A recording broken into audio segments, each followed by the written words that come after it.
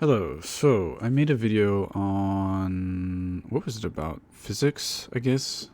But my goal was to talk about sort of the connection between these four things: physics, game development, programming, and math. Math, of course, describes everything. Game development, you will end up perhaps being interested in simulating some physics, maybe at least some kinematics. But anyway, these are all, for me, very interconnected. And there will be more of those kinds of videos. But today I wanted to talk about what I've been working on recently a bit. Not necessarily with game development, but more on the physics side, the math side. Now, this does have some applications to game development. However, I have to warn you, it's not just advanced, it's super extremely advanced stuff. But I guess let's talk about it. I'm talking about I'm talking about the stuff that I have been interested in and working on. Just mainly the last couple of days, but there's this stuff has been going on longer than that. Now, so that's gonna be a bit advanced, and that's partly because I've been doing programming for 10 years, and I've been interested in physics for like 10 years, and I've been good at math for a very long time. So that's a warning, I guess. It's going to be a bit advanced. Yeah, but I also want to vlog this stuff. I think most viewers will be confused, but you can always look at it as kind of learning a language. You can pick up on some words and think, oh, what's that word? And maybe learn something from this. Okay, and I'm sure there are some advanced students out there as well who will understand most or all of this. Okay, so what I've been interested in is some physics stuff where I want to use this thing called PGA, which is not the Professional Golf Association. It is Projective Geometric Algebra. Projective, I think that's right. Yeah. So I'm going to kind of list out prerequisites a bit here. Again, warning, because this is advanced stuff. You definitely need linear algebra. This is like the first thing you need. And this might sound easy, like, oh, that's about lines, right? Linear algebra is more about vectors and matrices and that kind of stuff. So you learn a little bit of it maybe in high school if you're lucky, but really linear algebra courses are taught in college mainly. And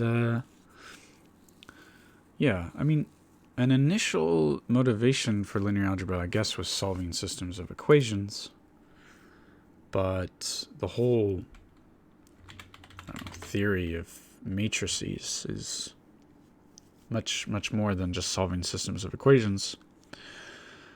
And in particular, matrices you can think of as sort of transforming spaces. Transforming space is the way I think of it. Particularly, there's different ways you can transform space. In particular, these are linear transformations. All matrices are linear transformations. Okay. And I don't think I want to explain like what exactly it means to be linear. That's a deep can of worms, and vectors are in here. vectors are kind of the basic element that we play with when we do linear algebra, and matrices are the things that transform vectors. Okay. And, okay, so that's a major prerequisite to all of this stuff, and this is hard college-level mathematics. Okay, and then after that, so we want to get to projective geometric algebra. Before that, there's this prerequisite, which is geometric algebra, aka Clifford algebra, or Clifford yeah, I'll just call it Clifford algebra. I'll call it Clifford algebras. As far as I'm concerned, these basically are the same thing. There are people who use these terms to mean different things, but I think that that is just more misleading than anything. There was a brief time when I thought that calling them geometric algebras rather than Clifford algebras was being a bit grandiose and silly. However, Clifford, the person who invented these algebras, or I should say discovered them, Clifford himself called them geometric algebras. So I think it's fair to call them that. Okay. Now these are not simple. Sometimes there are aspects of them that are kind of simple-ish to understand. However, these contain things like spinors and stuff like that. So it's not trivial to understand. I don't fully understand Clifford algebras at all, but I understand a lot about them though. Also say that, so let's put up at the top complex numbers. So imaginary numbers refers to the imaginary part. So complex numbers have a real part and an so-called imaginary part.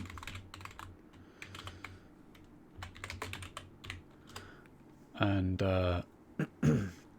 this is all basically the result of this discovery of the concept of the square root of -1. The square root of -1. Under, well, just using the so-called real numbers, you don't have anything that squares to -1. So this was viewed with great suspicion at first. It turned out to be pretty useful as a concept. There's a lot more I could say about this, but basically complex numbers are very useful for multiple reasons, but one in particular I want to highlight. Very useful as packages, mathematical packages that store rotation and scaling information. So you could, I mean, rotating and scaling are things that are very obvious that you might want to do. So let's say, well, obviously, especially if you're a programmer. So if you have a map application, you want the person to be able to zoom in and to zoom out. And you also want them to be able to rotate it if they want to rotate the map so that looking right in front of them is, the same on the map, if you will. Yeah, these are just really super obvious things that you might want to do. And you could treat these completely separately. You could just have, we could use a vector, and then we could have a scaling function and a rotating function, and just treat these totally separately. And that's totally fine, especially in programming in general, in the applications in the application that I just mentioned, and most applications. That's totally fine to treat these as separate entities, and we don't need to store this into a neat little package. So I guess it's more useful perhaps in when doing mathematics. You want this neat little package to store this information, but it's also just absolutely essential if you're going to go into these deeper things, and also like quaternions, for example. So that's another prerequisite. So this is sort of the 3D, depending on how you look at it, it's the 3D version or the 4D version of complex numbers. The 3D version, complex numbers, which actually makes use of 4D. Sorry if that sounds super confusing, but if you study quaternions, this will make sense. Okay. These are all prerequisites. Now, so the imaginary number I squares to -1. I squared. I have this keyboard where what's written is not, it's like this Asian keyboard. I can't, anyway, don't worry about it. I squared equals -1, right? But with these Clifford algebras, or geometric algebra, you have this, but you also have, I'll just put a different label. I'll put E, meaning referring to some kind of unit vector.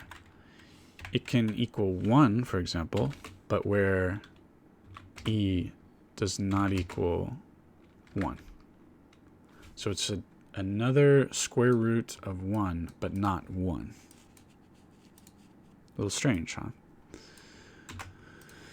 And we can also have that this equals 0. These are just labels. E, I, call them whatever you want. Where this is 0, but it's not. So it's the square of this unit vector is 0, but the unit vector itself is not 0. And yeah. So Clifford algebras are built with these. They're also sort of, there's something more fundamental than a Clifford algebra, which is called a Grassmann algebra. There's two N's. Or Grassmannian algebra. Also called what's it called? Exterior product algebra, I think. So, exterior product algebra, outer product algebra. And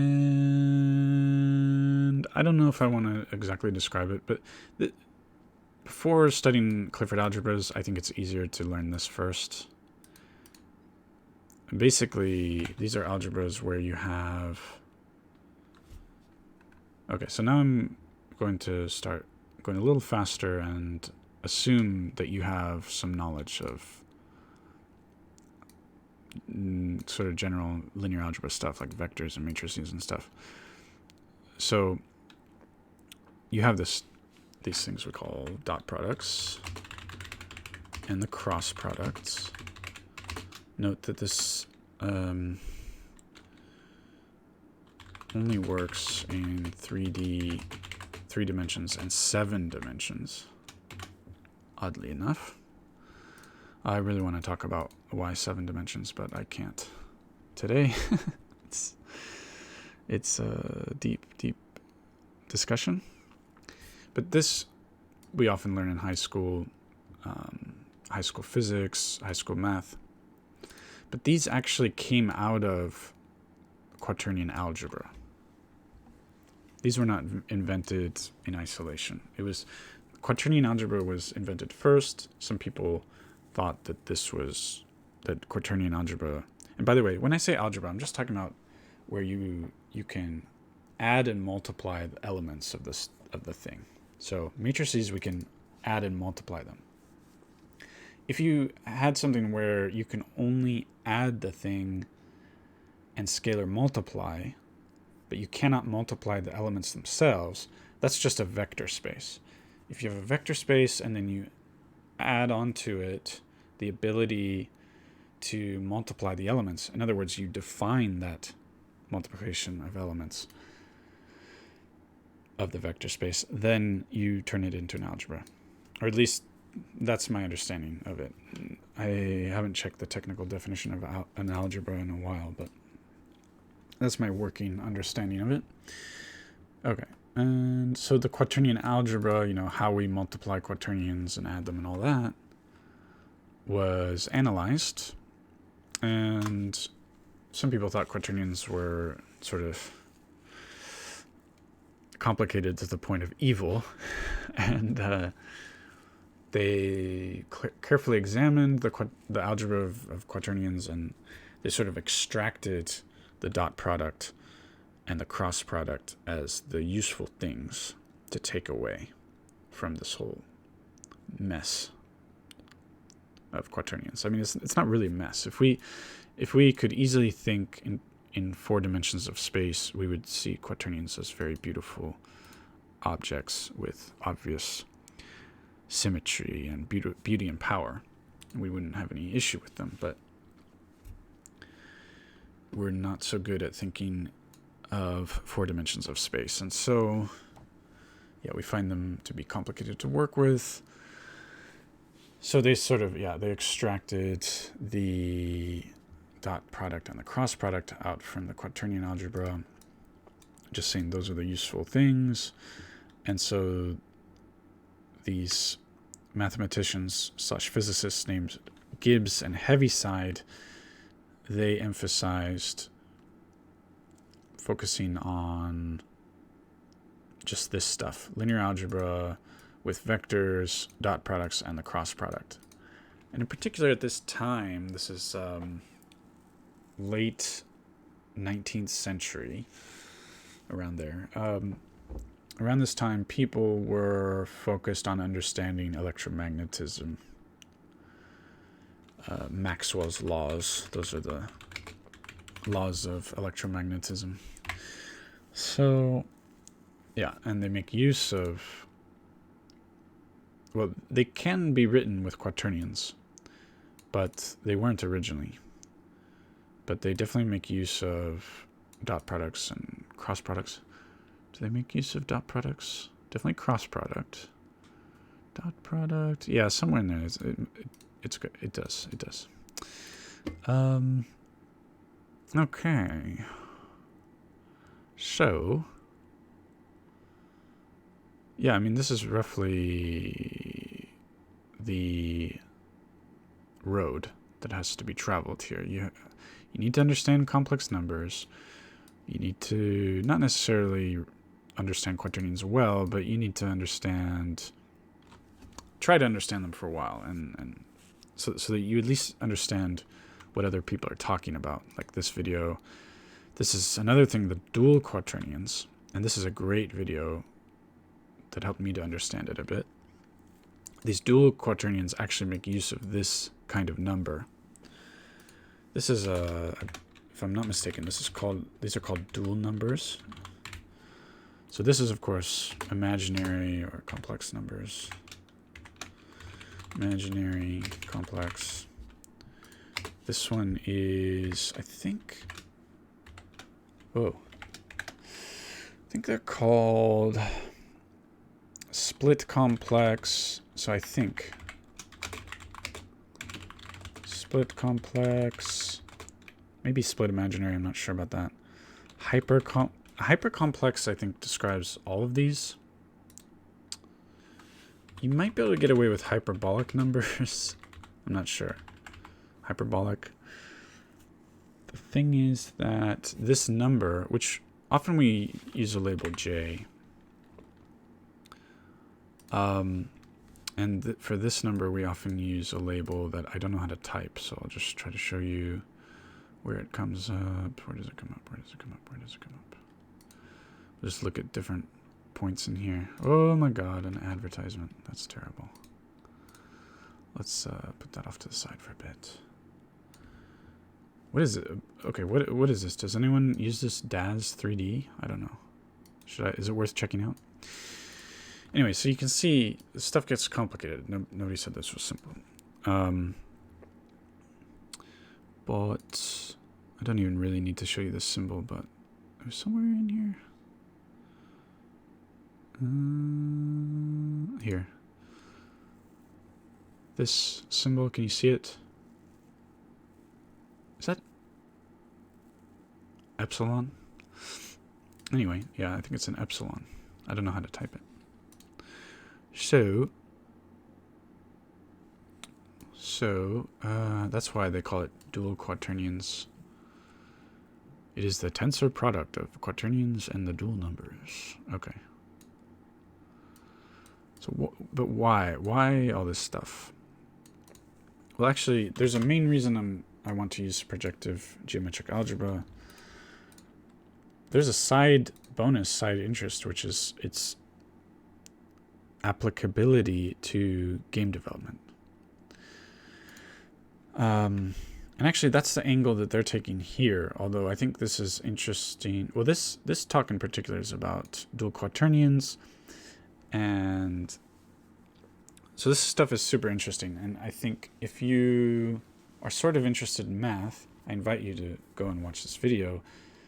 And if you're like a high school student or something, I really think I'd be shocked if you have a good understanding of what they're talking about. But I think you can get a general sense of what they're talking about. And there will be certain areas where it's very hard for most people to understand what they're talking about. But it's like listening to a foreign language if you're somewhat proficient but not an expert, that kind of thing. Anyway, they're taking it from a game development point of view. However, this is very important to me for physics and math. So the fact that this could be applicable for game development is just a bonus for me.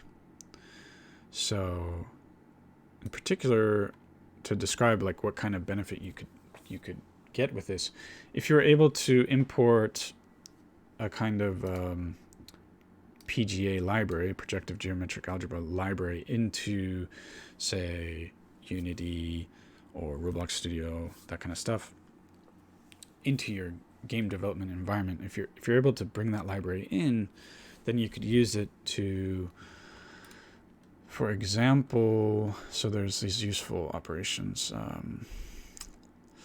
This is not the best sort of summary of how useful it could be, but we have these different objects of points, lines, and planes in 3D that we want to work with.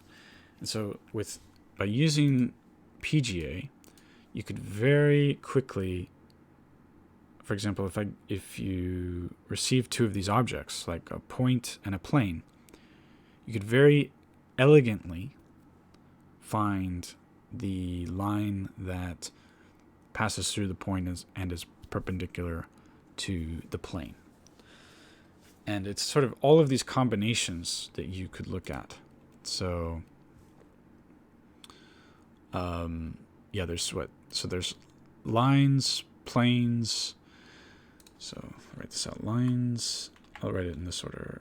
Planes, lines, and points. Three fundamental objects. You might want to do projections in various ways. There's 6 ways to do projections here, and the formulas are a mess. So I think, so this is probably the best video to watch to give you motivation to learn projective geometric algebra. If you haven't learned linear algebra yet, then this is all this stuff is way too advanced. So I'm sorry to say, you really need to get pretty good at linear algebra first before moving on to PGA. And before PGA, you need to learn at least a bit about Clifford algebras. And You don't need to be an expert on Clifford algebras. And I think you can sort of extract a lot of the usefulness here. And maybe I'm wrong. Maybe you can just dive in and just immersing yourself in a language, start making sense out of things without taking the long road. But the long road gives you more solid foundation to understand things with. So somewhere in here he shows all the formulas. Is it here? Oh no, that's code. Here maybe. So here's all these formulas. Sorry, you can't see it that well. There's various meets of, so these, some of these are, we have the three objects, points, lines, and planes. There's meets, there's joins, and there's projections. So 6 types of projections, 3 types of joins. These are basically, joins and meets are basically like, a meet is where they intersect. And a join is, for example, what I described, the join of a point and the join of a point and a plane would be a line that intersects both and is perpendicular to the plane, if I'm not mistaken. I think that's correct. So you have all these crazy formulas, and what PGA allows us to do is you have the formulas become ludicrously simple. Do they have this somewhere in here? These are the formulas. And so we have a meet. It doesn't matter what the objects are. We have a meet, a join, a projection. And then rigid transformation, that's basically, if I'm not mistaken, you have your linear transformations and then you add translation. Yeah, so it doesn't matter what the objects are. These are the formulas. And this is a outer product. So if you study the Grassmannian algebra, in the order of the prerequisites that I gave, this will appear. This is basically the Grassmannian algebra. It gives you this, we define this outer product, sometimes called a wedge product. And then this one is the regressive product, the join. We have projection. It makes use of the dot product. And then this is the geometric product, which in all of this stuff is sort of the most fundamental and general product. So we have all these different ways of multiplying things. We have the geometric product. We have the dot product. We have, actually, so the outer product is the generalization of the cross product. Cross product is particular to 3 dimensions and 7 dimensions, like I said. So we don't normally think of that. In fact, in Japanese, the word for the cross product and for this outer product, it's the same word. I know you really wanted to know that. You were really curious about that. But anyway, so yeah, so it's this massive simplification of things. Yeah. So that's definitely interesting from a game development standpoint, because you could, rather than those complicated formulas that I showed you, if you have a line and a plane, working with these objects, lines, planes, and points becomes far more trivial compared to what it would otherwise be. Normally it's kind of a headache to deal with all these different circumstances. There's a lot of different cases, as we saw. Okay. Now I'm interested in this. Oh, the other huge benefit here is that it doesn't matter what dimensionality you're talking about. I don't know about the one-dimensional case, but for 2 dimensions above, these are the formulas. It doesn't matter how many dimensions you're talking about. That's incredible. Okay. Now this is conceptually complicated. It's hard to figure out, admittedly, because you gotta learn Clifford algebras means you need to learn about these just the imaginary numbers, the complex numbers, are already kind of complicated to understand. And then going further, you have the quaternions, and you have spinors, which are, you can kind of skip spinors for if you're just interested in PGA. But yeah, we have quaternions, and so we have these Clifford algebras where you have not only the imaginary numbers, but you have these I'll call them hyperbolic numbers. And you have these dual numbers. Like, what the heck is going on there?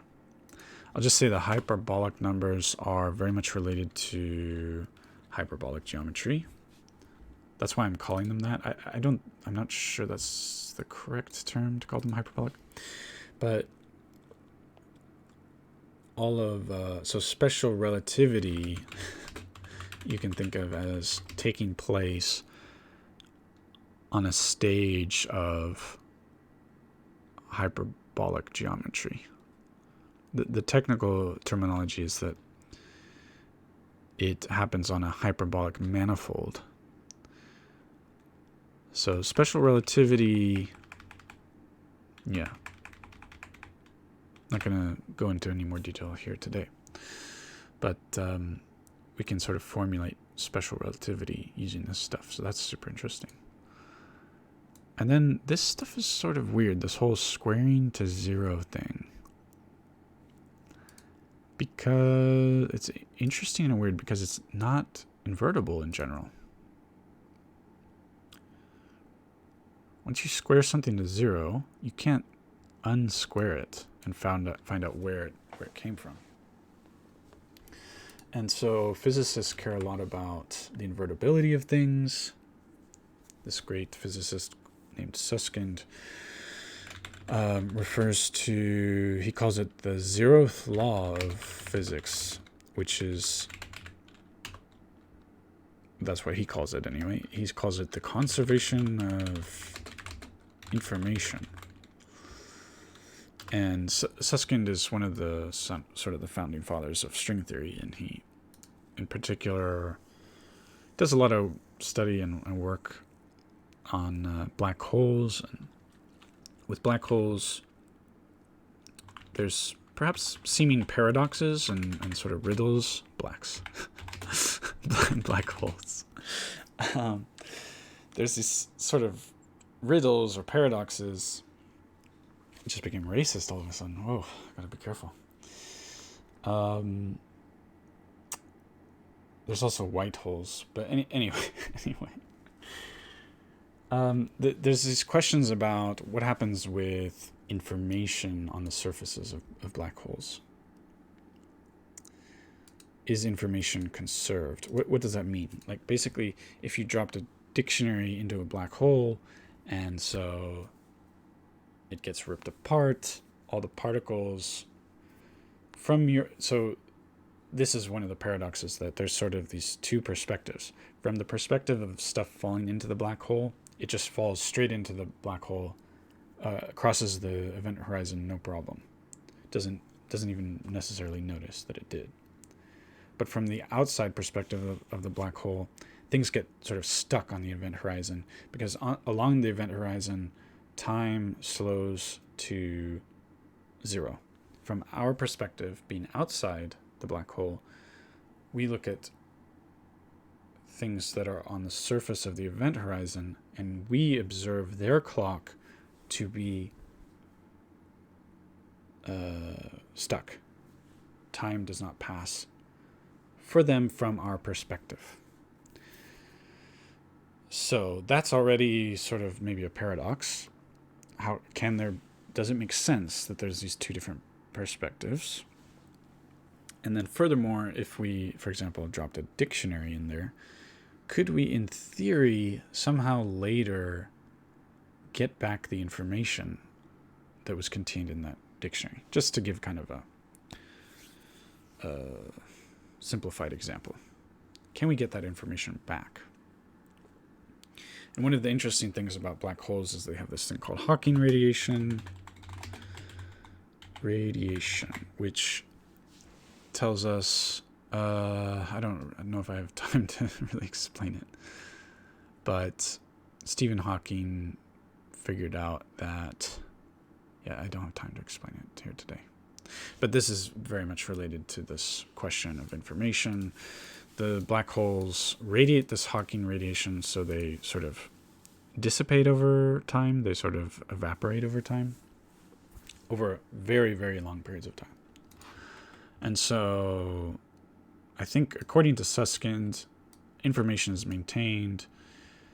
And I think his view is that there's these two sort of, two perspectives that are both valid, where one observer or inertial reference frame, if a person traveled into a black hole, from their reference frame, from their point of view, they just fall straight through the event horizon.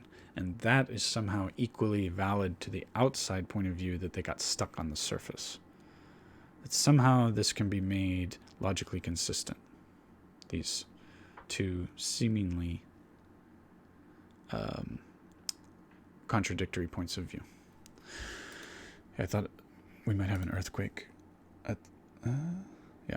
anyway, so there's a big earthquake here recently, and there's still big aftershocks, and sometimes you start thinking there's an earthquake when there's not one. Anyway, okay, so that's that. So Susskind has this zeroth law of physics, that information is conserved, and this is very important to physicists. I talked about it in the last video about physics, but in QFT, aka the standard model of particle physics,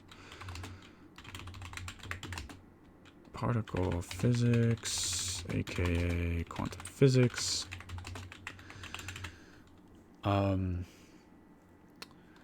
these laws, these what's the word? Yeah, these laws are reversible. These laws of physics are reversible. In other words, if you had a couple of electrons bouncing around in a box and you were shown a video of that, it'd be basically impossible to determine if the video was running forward in time or backwards in time with the opposite momenta of the electrons. So our QFT has it's time reversible. And for gravity, it should be the same thing. So both of these are reversible. So the gravity thing seems counterintuitive because, like, for example, say you fall on the Earth, you fall out from some height of 10 feet or whatever, you fall and that's it. You don't bounce back up. But that's when you're talking about big objects with millions of particles, that's what it looks like.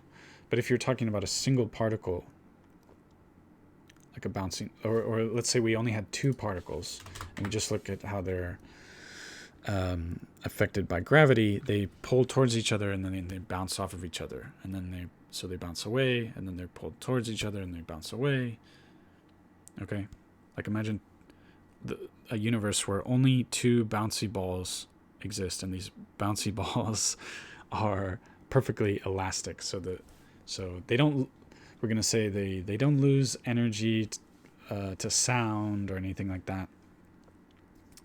Infrared, electromagnetic radiation, these things, they don't lose energy. So they're idealized bouncy balls. There's just two of them, and we ignore the other laws of physics, like the electromagnetic force and stuff. We just look at the gravity. Well, actually, we need the electromagnetic force so they can bounce off of each other. But so we run the clock forward, and they fall towards each other very, very slowly because they don't have that much gravitational pull. But eventually they fall into each other and they bounce off of each other. And so it's almost like a two-way spring kind of action going on here. Well, it won't work out to exactly that, I don't think, but you get the idea. The idea is that if you run the video backwards, it will look the same. So in a sort of, when you boil it down to the fundamental stuff, this is also time reversible, if I'm not mistaken. If anyone has a... If I'm saying something wrong, somebody please correct me. So the laws of physics as we know them are time reversible and therefore conserve information, conserve data. I think that's the idea. I think those are the ideas here. It's possible I could be saying something wrong here and there because I don't study this stuff that much, to be honest. But yeah, so this conservation of information stuff, super important to physicists. And this kind of idea, right, this is non-invertible. So this is like a case of information being destroyed, as far as I can tell. Again, if somebody knows better than me, please correct me. But that's how it looks like to me. So at first, oh no, we don't want this if we're talking about physics. However, when you think about it, the derivative itself is sort of destructive like that. Right? If, for example, if our acceleration was a constant, then our velocity becomes so v equals, should I use paint? I don't really want to. Let's just write it like this, even though I don't. I would like to write a naught as the acceleration term. So if we have a constant acceleration, then we do calculus, we get this thing, and we do calculus again. I did this in the previous video in more detail. We get some initial. What is it? We get 1/2 times a squared. A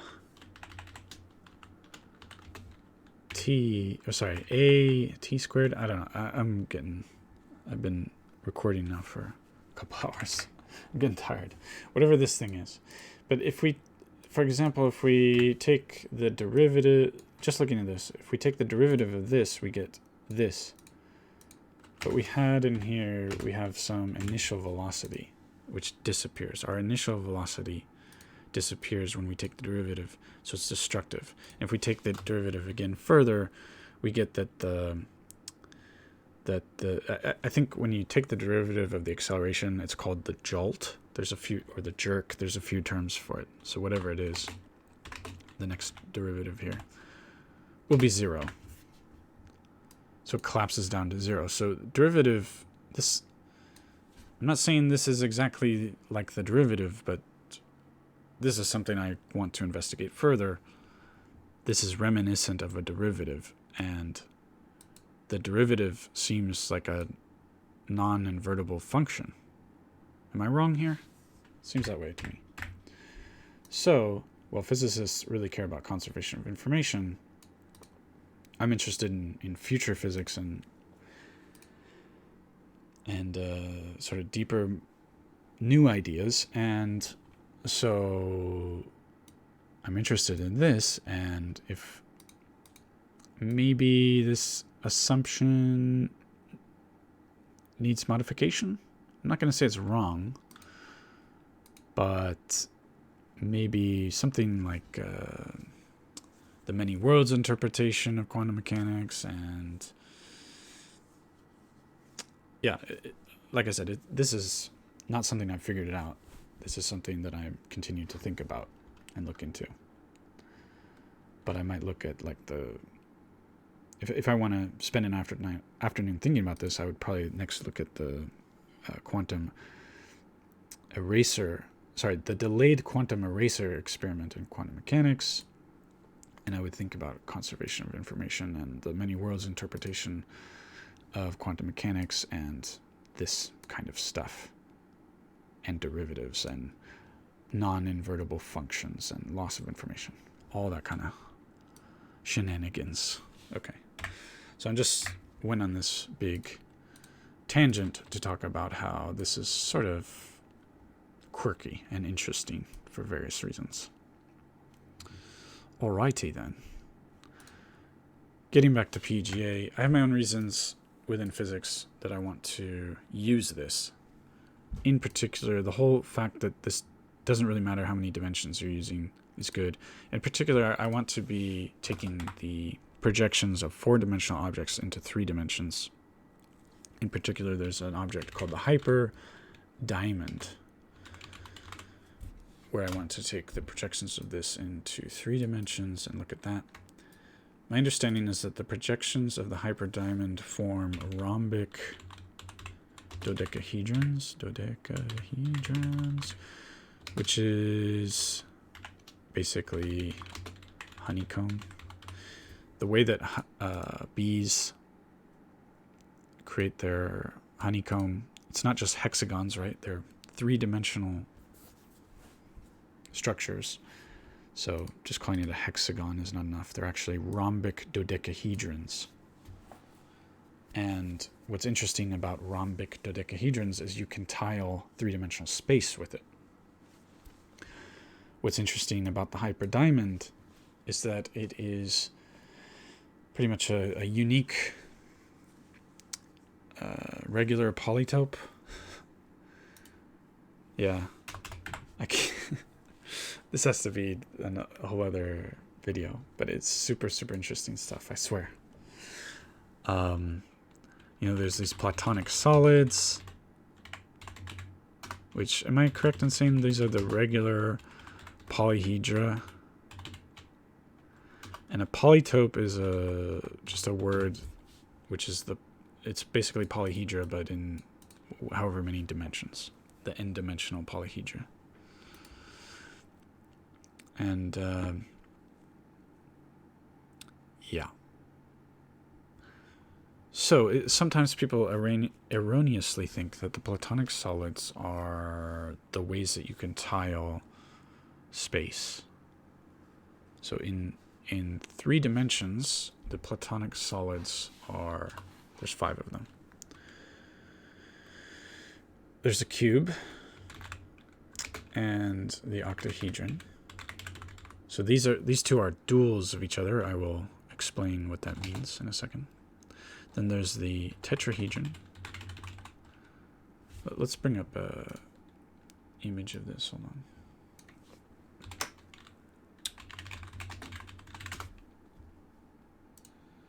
Okay. 5 Platonic solids. I'm not going to go into explanation of the definitions of these, how they're defined. Basically, they're regular polygons, and there's just a lot of regularity here. Look up the definition if you're interested. If you don't know it already. I don't actually have it memorized offhand, but... So the tetrahedron is the dual of itself. It is self-dual. Again, I'll explain that in a second. We have the dodecahedron and the icosahedron, which are duals of each other. So these two are duals of each other. These two are duals of each other. This is the dual of itself. These are the... you can look at all these different illustrations, but this is... If it's not too fuzzy, it looks like it's going to be fuzzy for us. That's unfortunate. There it is.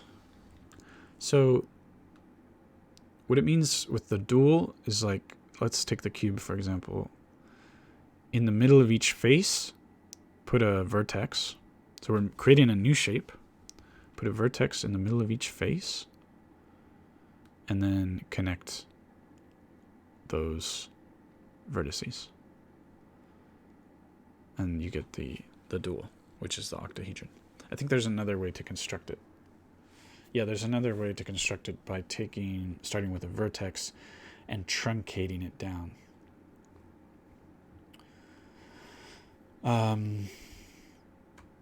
Which forms, when you just start truncating, it forms some other shape, but when you complete the truncation, it forms the dual. And so you can work out in your head imagine with the tetrahedron putting a vertex in the middle of each of these faces and then connecting those. Of course, there will be a smaller tetrahedron inside, and it's also pointing downwards, but it's still a tetrahedron. Then it's much more complicated to think about, but the icosahedron and the dodecahedron are duals of each other. Okay, and then there's this field of math called group theory. I won't explain it, but it's sort of the study of symmetries, and so we can study these from a group theoretic point of view. And for the symmetries of these objects, basically the duals have the same symmetry groups. So really there's, of these 5 Platonic solids, there's just 3 symmetry groups. And by the way, I'm calling them symmetry groups to be more palatable for people who are not really familiar with it. It's technically wrong to call them symmetry groups. That's reserved for something specific. They're just groups. There's 3 groups. Okay. Then, okay, and so that's the 3-dimensional case. When you go to more dimensions, and the 2-dimensional case is special. You can look it up. There's like number file videos or something on this topic. There's a bunch of videos out there. But when you go to more than 3 dimensions, you have these, solids that are the analogs of these 5 shapes, 5 solids. For n dimensions, 4 dimensions, 5 dimensions, a billion dimensions, you always have these, the analogs of these shapes. I mean, the cube is kind of the easiest to imagine, if it's possibly easy to imagine, right? However, in 4 dimensions and 4 dimensions only, you have another Platonic solid, and that is the hyperdiamond. Yeah, and I'm not going to try to describe the hyperdiamond. I would fail at describing it because I don't really understand it, but you can find videos on that too. And there's several names of it, by the way, but this is enough to, if you search online, you can find information about it. And yeah, I was playing around with quaternions the other day and found a group in there somewhere. And I was thinking that group must be equivalent to, I actually guessed that it had the same symmetry as the hyperdiamond. And it turned out to be correct. There's a certain subset of the quaternion algebra that is isomorphic to this hyperdiamond symmetry. Very, very interesting stuff. So I kind of guessed that, and doing some research online, I found that it was indeed the case. So I'm very interested in investigating this hyperdiamond shape for reasons. Okay, the real motivation here is about the octonions. And so it goes real numbers, complex numbers, quaternions, octonions, sedenions, ...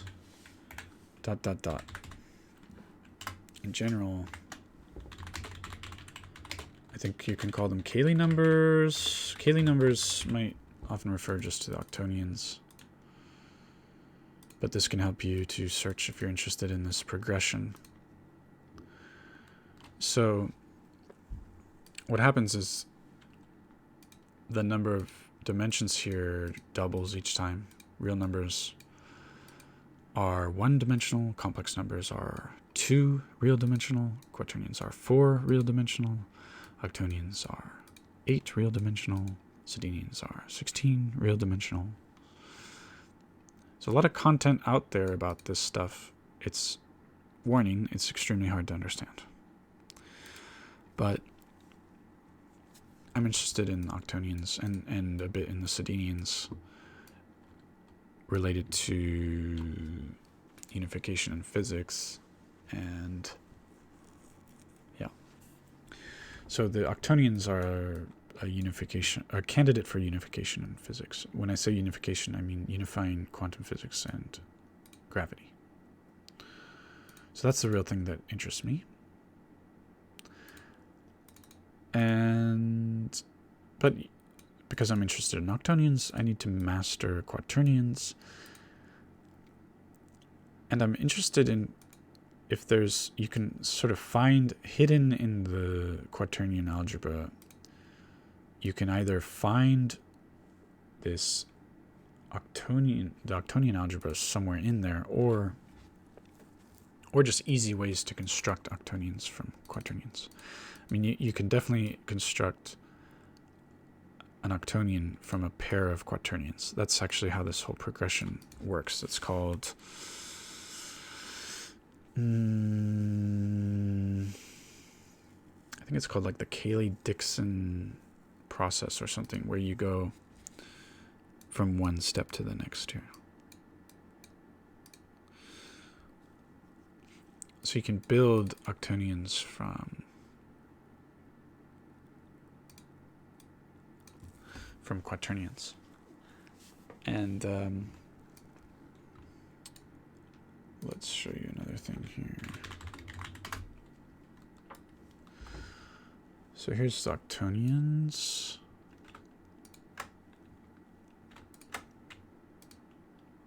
There's this thing, this diagram is called the Fano plane, and each of these, this represents 7 triplets of quaternions, 7 sets of quaternions. So 7 sets of quaternionic algebras that can be sort of brought together to form the octonionic algebra. But this article says, could octonions unlock how reality really works? So yeah, people are working on this idea that the octonions may be sort of the key to it all, in a sense. I actually think that the Sedenians might be part of the story. And this individual is pretty interesting. Her name is Cole Fury. It's actually Nicole, but her nickname is Cole. Cole Fury. So she's got some good videos on YouTube. She's one of the people working on this stuff. There's another person named, hold on. This guy, in my view, is sort of the leader, or at least in terms of communicating publicly about octonions, he's the person at the top, in my view. Stomach's growling, sorry about that. So he's got a ton of stuff out there about octonions. And so I used to come here to this page and try to understand it, try to gain some kind of intuitive, like a foothold, to gain some kind of intuitive understanding here. And looking at this, I mean, how can you possibly figure out what the heck is going on here? Well, it happens that, oh, they changed it from how I don't think this used to be here, or if it did, I missed it. But anyway, it happens that I speak French and Japanese. So after a couple of years of not understanding anything about octonions, I checked the French page and found this diagram. This multiplication table helped me start to gain some kind of foothold at starting to begin to understand something intuitively here. My way of thinking is kind of that, okay, here's 1ijk, that's a quaternionic algebra, that's this top left part of the multiplication table. Then you add this L, and I guess I'll go back to the previous one because they have it here. Although I can't highlight it though, so I'll go back. So they have this L. I don't know how to explain this, so I'll explain it in a silly way. think of this L as, so this is the new one we're adding. And we often talk about generators, so this K can be generated by the I and the J. So at each stage, when you go from one level to the next, you add one generator. So first we add I. I guess first we add 1. We start with 1. Then next we add I. Then we add J, and K is generated from I and J. Then we add L, and L generates these others. But to explain this in an extremely silly way, think of L as being this naughty unit vector. Now they all multiply to -1. But this one comes along and it changes these others to act in a naughty way, and to have, instead of this pattern here where you have positive, positive, negative, it switches negative, negative, positive. In here, in this top right part. This part is the same structure, slightly different on the outsides here.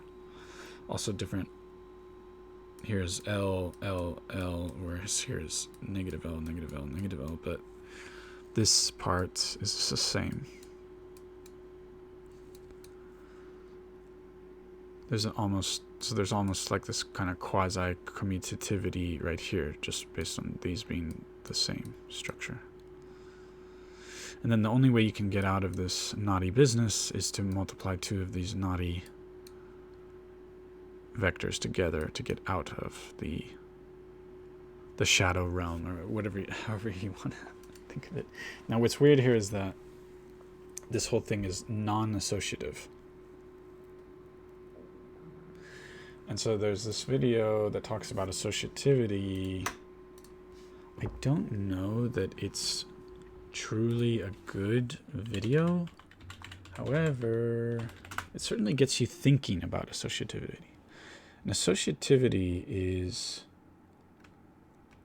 hard to wrap one's head around. And this is the video.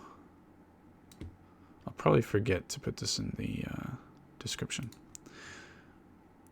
They ultimately describe associativity as being basically an and then kind of operation. Talk about this question. What is associativity really about? There's a lot of... this is worth watching regardless. But one thing that's missing from here, they don't provide any counterexamples of associativity, or I should say, they don't provide any examples of non-associative things. So you can't really understand, like, a good part of the step of understanding something is understanding what something is not, or understanding when it is not that thing. So we're talking about a property. We're talking about the associative property. Part of understanding that is understanding when things are not associative, in my opinion. And so here they haven't given any example of when things are not associative. And while this is interesting and will get your brain running, I think I kind of ultimately disagree with the full conclusion of this video. But this helped me in getting at least one step forward in all this. Because it's easy to show that this is non-associative in certain examples. I think you just need to use this naughty vector that we're using to generate this.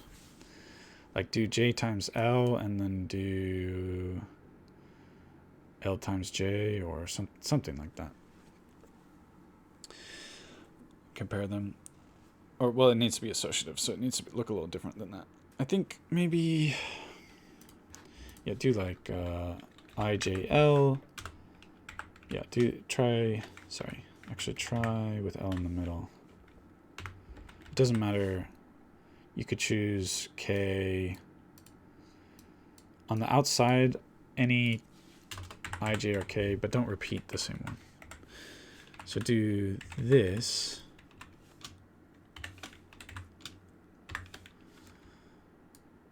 Okay, and then try this and compare. I think you'll get that they're negatives of each other, which means it's non-dissociative. I think. So that's easy. Anyway, it's easy to demonstrate the non-associativity here. But what's not easy is understanding why or having some kind of intuition. This is often the case in math. It's often easy to show something algebraically, to say, hey, look, we can demonstrate this, we can prove this or that. But it's different to have an intuitive understanding, to look at a situation and see either why something must be the case or how it's the case, something like that. That intuitive understanding is really hard. Now, one thing that might help you is to know, I'm pretty sure matrix algebra is always associative. Pretty sure about that. The reason I'm saying that is like there's this tiny little thought in the back of my head that that might be wrong, but I feel like 99.99% sure about that. I need to check it. And also maps in general, which more or less maps are functions. I think the concept of a map is a little more general than the concept of a function, maybe. But it's almost the same concept. But maps are associative. So this can help you rule out, like, I mean, if you started trying to understand this in terms of matrices, you're going to be in trouble. Yeah. Okay. I think that's getting to be about it. I also wanted to add that somewhere in this discussion of these prerequisites, something will come up for sure called Lie groups and Lie algebras. And if you really want to understand what people are saying, you do need to learn this. However, if your goal, for example, is to understand PGA, you probably can skip past this. And here's the thing, understanding this takes a long time. This is not something where you look it up in a weekend or 2 or 3 or 4 weekends and understand it. Because the prerequisite here, I'll write it like that, prerequisite, I'll just write it down. Prerequisite, of course, calculus, group theory. I mean, yeah. More just group theory. Abstract algebra is a little bit more of a broad umbrella term, I think. And topology. Topology itself is a bit tough. But you can get I mean, we all have an intuitive understanding of topology, really. Because we work with surfaces every day of our lives. But there's a lot of fancy terminology with topology, topological spaces, and manifolds, and all this stuff. And the fundamental definitions in topology, for example, the definition of what a topological space is, or the definition of a manifold, those fundamental definitions of the objects in topology are kind of tough to wrap one's head around. They talk about things like compact spaces. There's I think it's called Hausendorff something. But I guess the lucky thing is, like, a lot of this is kind of intuitive for the most part. The basics, anyway, are intuitive. Oh, and I was going to talk about that somewhere. Hold on. Actually, topology, I recommend. Remind me if you want me to share the link in the description. But these are actually great videos on topology. I think you can find, like, search M435, because this is episode 3. And it's an interesting episode if you want to just kind of jump in the middle somewhere. But somewhere is episode 1. Unfortunately, there's not a playlist. Somebody needs to make a playlist. But I clicked on this person's channel. There's a lot of stuff. But you can find, I believe you can find episode 1 here somewhere.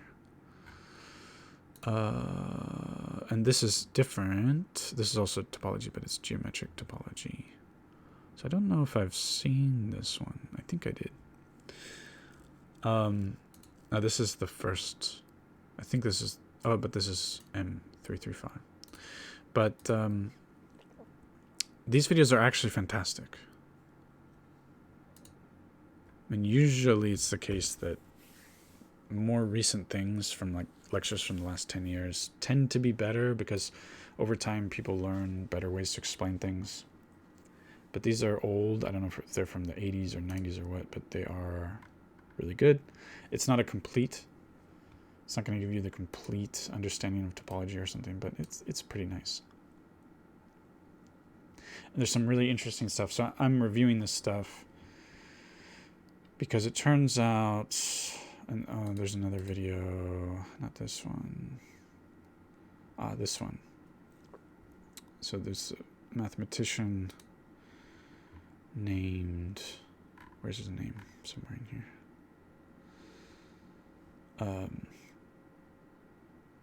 I forget his first name, but Wildberger. He's got many videos up.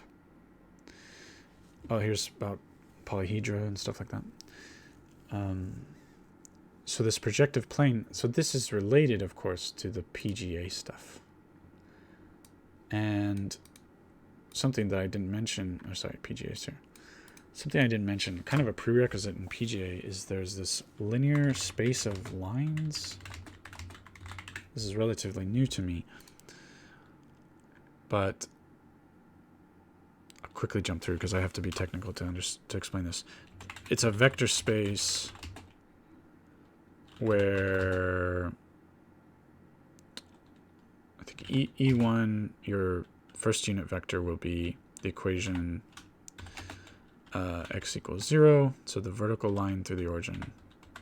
Your E2 is the equation of a line, y equals 0, so the line going through the origin horizontally. That's clear enough. But then you have E3 is, I'll say C, where we have the general equation of a line, we can say, is ax plus by plus c equals 0. So this is our unit vectors. This is a C thing. But if we think about this carefully, what exactly is this unit vector? And we say that, let's say that we have 0, we have no E1 or E2, okay? So if we can describe this with 3 numbers, right? We want to describe the vector like this, so 0 for the component of the E1 basis vector, 0 for the component of the E2 basis vector, and a 1 for the component of the E3 basis vector, which is this C value here. So what does that mean? So we're just doing a very basic inspection of what it means to talk about this basis vector. Well, this gives us the equation of 1 equals 0 when you plug it into this equation. 1 equals 0. So that seems like utter, complete nonsense. But somehow this sense can be made of this by talking about points at infinity. So that's another sort of prerequisite in all this madness. You have, I'll just say, projections of the Riemann sphere. There's other words for talking about projections in general, but it's very common that we'll take a sphere and talk about the projections. I mean, that's basically what's happening here.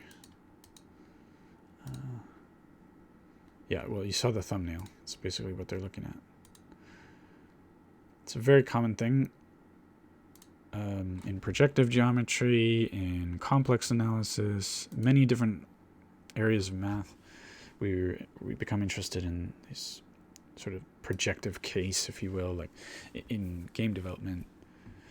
In order to make translations work as linear transformations where we can use matrices to describe them, we sometimes use what are called a homogeneous coordinate system, which is basically adding a dimension and then using projective geometry. And so there's a similar kind of diagram you could use. This diagram, of course, if you were talking about that specific example, it would be useful for describing translations in 2D because we're talking about this plane, movement on this plane. Do you see that? Oh, yeah, I'm not going to explain it in detail right now. So the translations in 3D are a little harder to imagine because we have to imagine a sphere in 4 dimensions projecting onto a 3-dimensional surface. But algebraically it works out the same. So if you understand the 2D case, that's pretty much good enough, and then you can just be like, oh yeah, it'll work for more dimensions. So there's various ways we can talk, but we're often talking about this sphere and projecting things onto a plane. Sometimes the sphere is positioned where the center of the sphere is on the plane here. So there's mainly those 2 different projections. This looks like I think this is a Riemann sphere projection, basically. But Riemann sphere projection really is often, it's really talking in the context of complex functions, complex analysis. But so it's just a very common thing that I'm thinking about frequently. And then if you're interested, if you find that stuff interesting, there's Mobius transformations. Super, super, super interesting. Mobius transformations are isomorphic to the quaternion algebra. They're isomorphic to spin 3. They're isomorphic to the Lorentz transformations that are used in special relativity. There's probably 1 or 2 more things. So there's this great connection of these isomorphisms, which is pretty mind-blowing. The double cover of SO3. Sorry, these are Lie algebra, or Lie group. This is Lie group language that I'm speaking. So, I was interested in this because it's related to PGA. And specifically, there's this linear space of lines. He doesn't talk about that here. The other video I showed earlier talks about linear space of lines. One of those videos. This one. Actually, he has a different video where he describes in more detail. Anyway, this is confusing, but you need to make any kind of sense of that. You need this idea of points at infinity, and points, lines, and planes at infinity. That's all about this projective geometry stuff. Okay. And now here's where it gets really interesting. And this is what I'm kind of learning, studying today. This sort of somewhat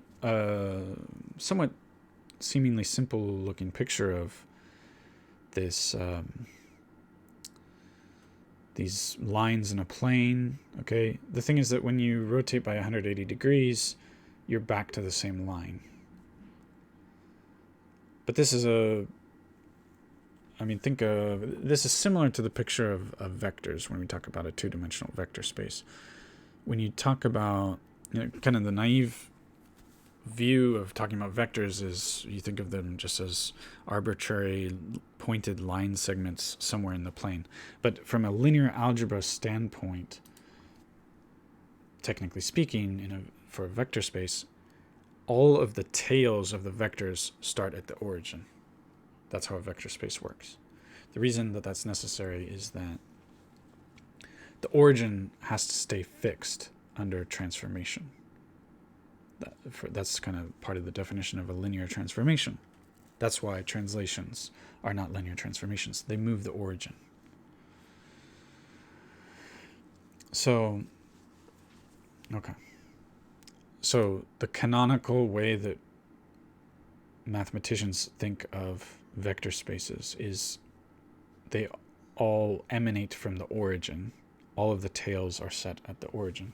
And we can describe the entire 2D plane. All of the points on the 2D plane can be described with a corresponding vector in the two-dimensional vector space.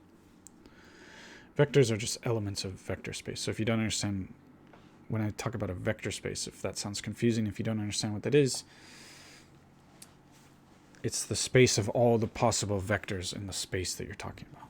That's a vector space. It's the other way. So in math, we technically define vectors as elements of vector spaces. So you define the vector space first, and then from there you get the definition of a vector. That's the correct mathematical, technical definition of a vector. It's just an element of a vector space. So then that begs the question, well, what's a vector space? In a vector space, this should be a separate video, but the vector space is basically where we can do two things. We can add elements of the set. We start with a set of objects, set of some kind of set, and then we define two operations. A scalar multiplication operation, where the scalar multiples, those are elements of a field, what we call a field. So you know fields in the sense that the real numbers are a field. I think the rational numbers can be a field. I'm not 100% sure about that. Seems okay to me. The natural numbers, I think, are a field. I'm not too sure. I'm always either, it's either the real numbers or the complex numbers. For me, complex numbers can be a field. In the old days, quaternions could be referred to as a field, but in the modern definition, no, because the elements need to be commutative, and quaternions are not commutative. So, vector spaces have these two operations. They have scalar multiplication, which just scales the vector. If you have a vector, think of it as a line. It scales it up and down. Where's my paint at? Paint, where are you? Paint. I was doing this previous video before. Let's just do a new one.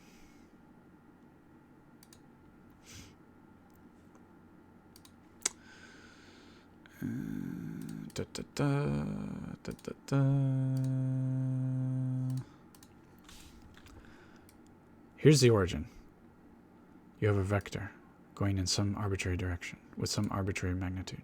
All vectors have magnitude and direction. The tail, because we're talking technically correct math here. The tail of the vector must be at the origin. Then the scalar multiplication, so we have some vector v, this is our vector v, multiplied times some scalar will scale the vector. The new tip, the end of the vector, will be somewhere out here. It could be bigger, it could be smaller, and it could also be negative. It could go in the opposite direction. This is the origin again here. But it will always be along this direction. Those are the scalar multiples of the vector. So that's one of the operations. This forms a vector space, incidentally, but I think that's confusing to start talking about. But this is a one-dimensional vector space now. But anyway, that's one operation. The other operation is the ability to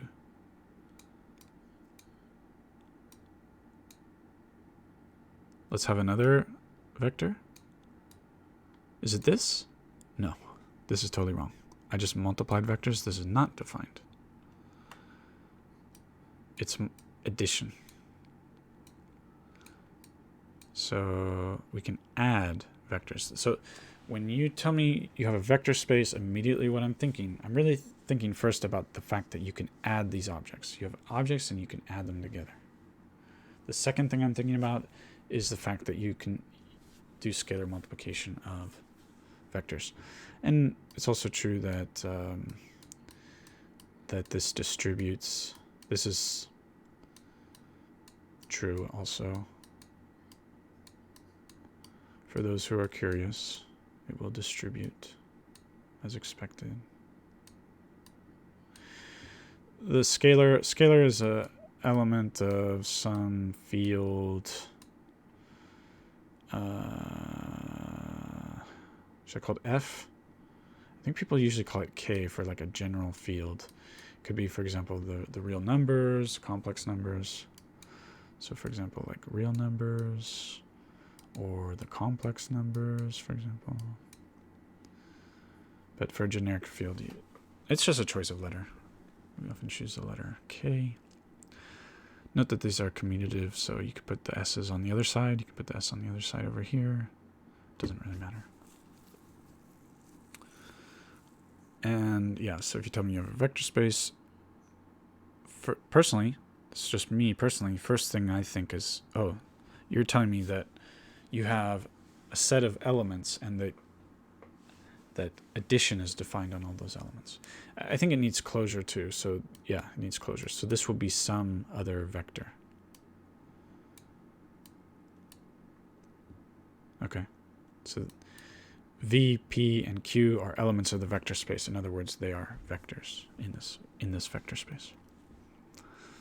So I think addition, I think scalar multiplication, and that's really it. I also think, oh, you don't necessarily have any multiplication of the elements. So I kind of tried to emphasize that. V times P might be defined, but that has nothing to do with it being a vector space. So forget about multiplication of the elements themselves. If we can multiply the elements themselves, that would be now an algebra, as far as I know. Now, in the technical definition of a vector space, there are 9 requirements for a vector space, which I may make a different video about it. However, this is the sort of the intuitive story. If I do make a video, I will continually be reminding people that it's really, you just need to focus on these 2 things. You can add the elements and you can scalar multiply. And all of these 9 requirements for vector space, when you realize that you have these 2 things, this kind of addition that's defined and this kind of scalar multiplication that's defined, when you realize you have these 2 things, all those other 9 things are actually obvious. So rather than, I do not memorize those 9 requirements, but anyway. So that's a vector space. So this is kind of the common 2-dimensional picture of a vector space, more or less. The difference is that, yeah, you could argue, I mean, yeah, the vectors in opposite directions from each other are different vectors, whereas in this picture, we're just talking about directions. So after 180-degree rotation, it's back to the same thing. So it is a little different. However, that's where we get back to this vector space of lines. I said linear space of lines, but let's just call it a vector space of lines. And it has this pretty counterintuitive but very interesting thing here going on. And this is, again, related to projective geometry, because in order to make any kind of sense of this, I think projective geometry is kind of required. You can talk about points at infinity and such. If points at infinity and lines at infinity and this kind of stuff sounds like nonsense to you, you can look up about the Riemann sphere, and that's where that will make sense. Okay.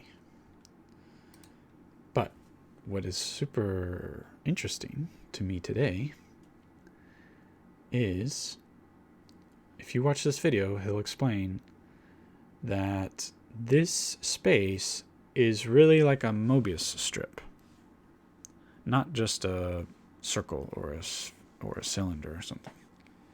It's really like a Mobius strip. I'm not going to explain that right now. Look it up if you want to find out what a Mobius strip is like. And that is super, super, super interesting and probably relates to this stuff and this stuff. And that's what I want to investigate further, so I can understand it on a deeper level. And all that so that I can use PGA in practice and actually start investigating the projections of the hyperdiamond. In other words, kind of the shadows that a hyperdiamond would project into 3D space. If there were like there were a sun creating shadows on a hyperdiamond wireframe. Yeah. That's what I want to do, because I think that this hyperdiamond, the symmetries of the hyperdiamond, are definitely related to the quaternionic algebra, and they may be related to the octonionic algebra. That's a complicated question, because again, this is non-associative, and this has got to be associative.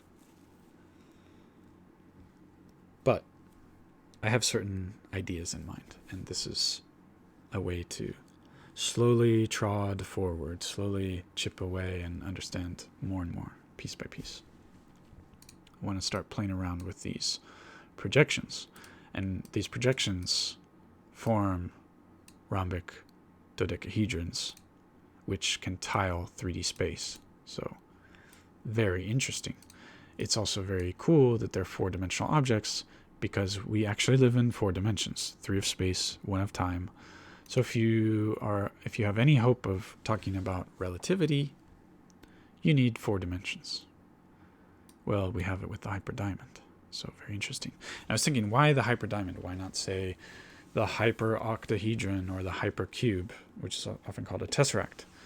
But I think this is just intuitive musings on my part, but it's like just my feeling here is that if you're going to look at projections of the hypercube or the hyperoctahedron, this will be very rigid and you won't be able to bend things. And I think, this is my guess, that if we wanted a system where we can kind of twist space, which I think is necessary personally, this might be the way to go. This allows us to have twistings of space, at least in the limit. By limit, I mean when we have some, this is kind of like calculus language, like we have some delta x and delta y, and we kind of take it to the limit. So, and I'm going to wrap it up very soon, but this is, I'm thinking connected to knot theory, which is connected to quantum field theory and the standard model and number theory. And connected with the octonions. Octonions are connected with quantum field theory. The work of Cole Furry that I showed earlier talks about that. She has a framework where it explains sort of the algebra of the fermions in the standard model, but not the bosons. So octonions are connected with quantum field theory. I don't know of any direct connections between octonions and knot theory, but knot theory is connected with quantum field theory, so I think octonions should be also connected with knot theory. And I think that this sort of, we can use these rhombic dodecahedrons via projections of the hyperdiamond. We can form these sort of tilings. We can sort of analyze this twisting of space, which I think is important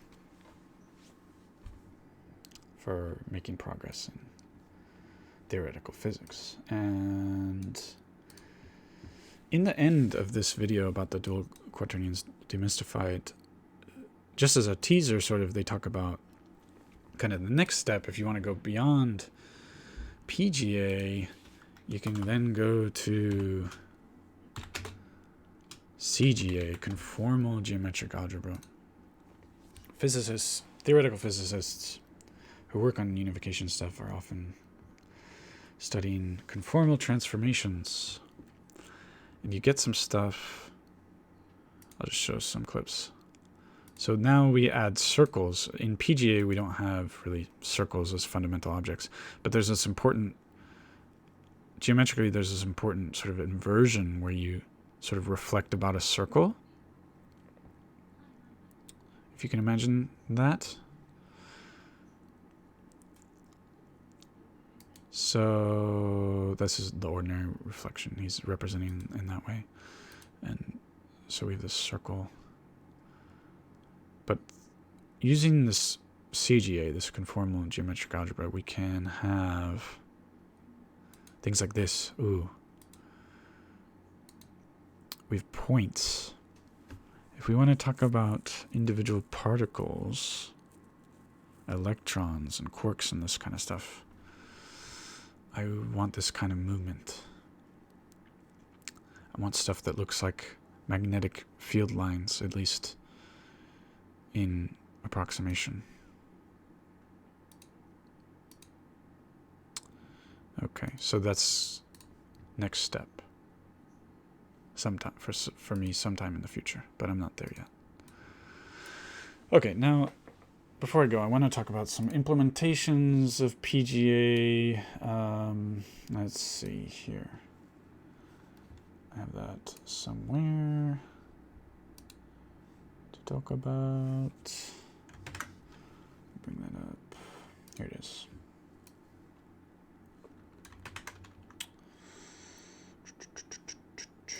Yeah, let's move some of this stuff out of the way here. Okay. Just move all this stuff out of the way. The video that I just showed, the dual quaternions demystified, towards the end they talk about this one, which is, so obviously a GitHub repo. This one has 705 stars. So I think this is the main go-to for doing PGA. Now it's focused, though, it looks like it's specialized on this one particular case of PGA. Also, it is using C++. It says 92% C++. There's this other one called Kingdon, only 25 stars. But it uses Python. 90% Python. There's a makefile. So if you're familiar with Python, I believe you can import this with pip, or install it with pip, install the package with pip. So maybe I'll make a video about that at some point, but this is nice. So for the projection, just this operator will do projections. 6 different kinds of operations between 3 different kinds of objects. That's just in 3 dimensions. But this works for n dimensions. At least where n is 2 or greater. I don't know about the 1-dimensional case. So that's amazing. That is absolutely incredible. So I want to make use of that. We have things like commutators, anti-commutators. Those are used in quantum mechanics all the time. I think it's the same stuff as in quantum mechanics. And yeah, there's all these different operations. And it looks pretty great. So this is Python. So then there's a question, you have to render this in some way, right? So to start with, I guess I can do, I just need it so let's say I'm projecting a four-dimensional object. Maybe I'll start with a tesseract, the four-dimensional hypercube, instead of the hyperdiamond, just because then I can, it's sort of a test case. I can compare it to popular images out there of what projections of tesseracts look like. And so I just need to get, so it's a projection, so the output needs to be these three-dimensional objects, line segments basically. So I can use this in the terminal if I'm happy with just a snapshot, just a single image. I can do stuff in the terminal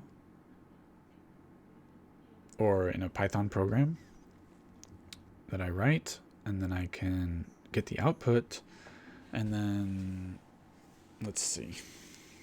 There's all kinds of ways I could try to render that. And I don't know. Would I use Blender? Would I try to use Unity? Would I try to use Roblox Studio? I didn't talk about it yet, but yesterday I was thinking of stuff I'm gonna have to do for all this. So I was looking at rendering meshes programmatically, via code. I tried with Roblox Studio. They have an editable mesh thing that they released. Well, it's in beta. The beta began in December of last year. It's pretty recent. But there were some problems with it, and I think a lot of people are experiencing problems with it, and it didn't work the way I wanted. So I installed Unity. I know I can do it with Unity. And I got, after some work, I got a mesh being rendered programmatically, just a triangle to start with. And that's there. I've done this stuff with Blender a bit, but I think right now I guess I'm leaning towards doing that in Unity. But then that's just output that I would then copy paste over and then render. So since this is Python and the other one is C++, I really think, I don't think I can use any of these game engines. I mean, with C++, maybe Unreal Engine. But C++ and